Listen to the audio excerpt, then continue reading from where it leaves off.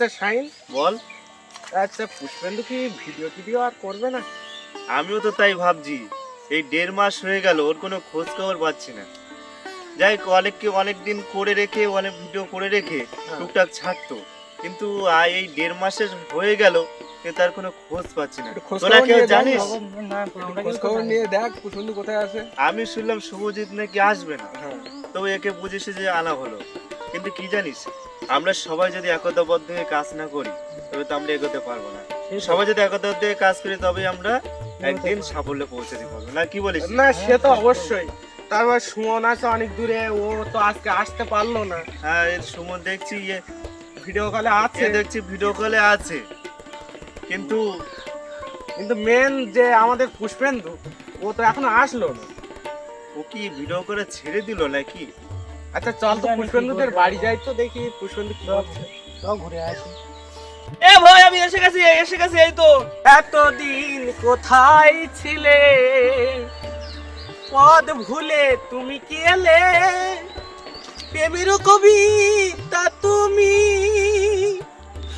শোনালে যে গান গাহিয়া। Thank you.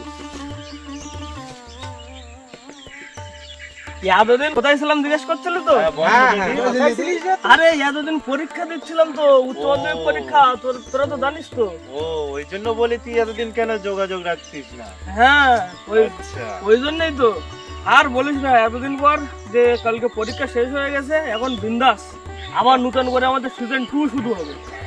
তাহলে ঠিক আছে, আমরা মনে করলাম যে আর ভিডিও তুই বানাবি না, বুঝলি? তা তুই যখন আসলি তবে আবার নতুন করে আমরা সবাই আবার ভিডিও করবো, আমরা সেই আগের জায়গায় আবার যাব। তবে একটা কথা বলি যে তাহলে এই উপলক্ষে একটা পিকনিক হোক।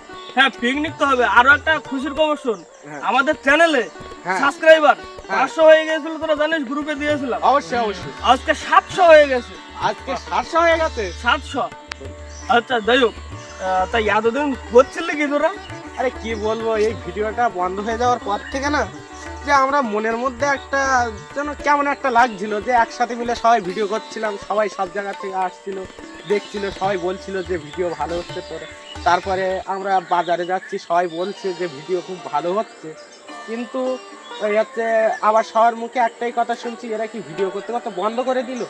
তা একটা মনে কেমন একটা লাগছিল, তা আবার নতুন করে যখন শুরু করতে পারছি খুব ভালো লাগছে।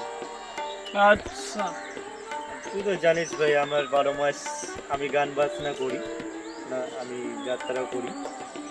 আমি টুকটাক যখন এখন আমাদের গানের সিজন চলছে, যাত্রা করি।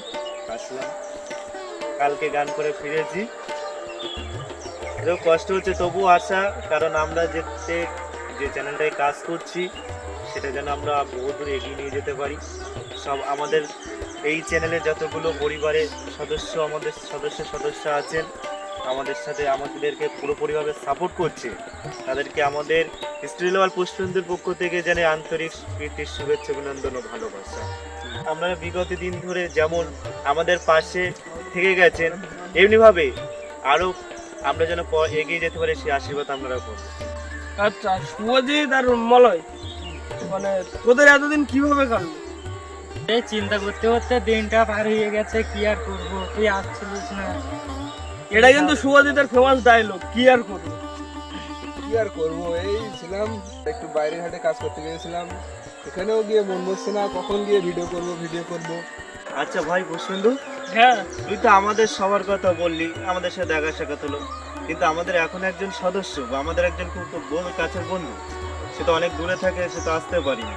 তার সে অনেকক্ষণ ধরে লাইনে আছে, তার কথা একবার সবার পরিচয় করিয়ে দে। সুমন। হ্যাঁ, সুমনকে কিন্তু তোমরা খুব কম দেখতে পাও, যার প্র্যাঙ্ক কলের ভিডিও আজকে দেখেছো, আগেও একটা ছিল, এবং মাঝে একটা যে ওই রাখি পরানোর ভিডিও সেটাও তোমরা দেখেছো।